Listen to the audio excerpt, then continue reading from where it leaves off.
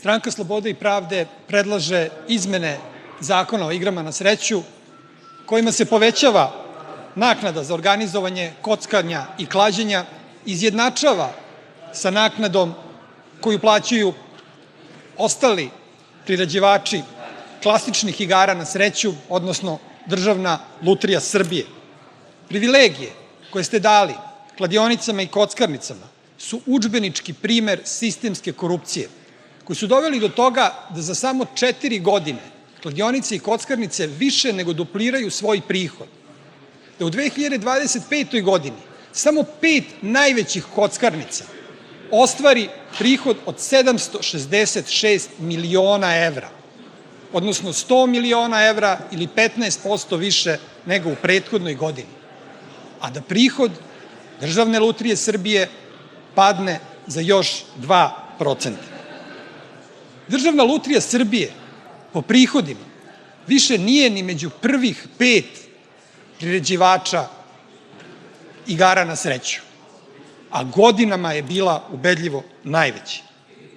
U prošloj godini Državna lutrija Srbije je ostvarila dobit od samo 230.000 evra, a najveća kladionica u Srbiji od 45 miliona evra ili 200 puta više.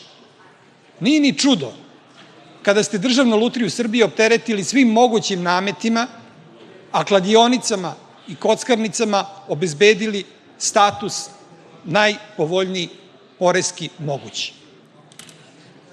Zahvaljujući toj enormnoj zaradi, kladionice su danas najviše reklamiraju i među najvećim su organizatorima humanitarnim akcija najviše usmerenih ka deci. Pre par nedelja čuli smo kako se Aleksandar Vučić hvali time što će Srbija dobiti prvu unikorn kompaniju i da je to kladionica koja vredi 1,5 milijardu evra. Dok normalne zemlje mogu da se pohvale unikorn kompanijama u oblasti IT-a, robotike, veštačke inteligencije, mi se hvalimo unikorn kompanijom, kladionicom koja vredi 1,5 milijardu evra.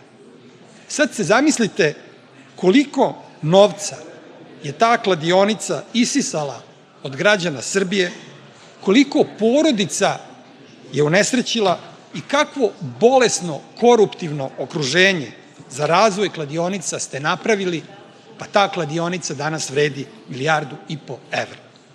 Umesto da kladionice i kockarnice pune budžet, one, nažalost, pune vaše džepove.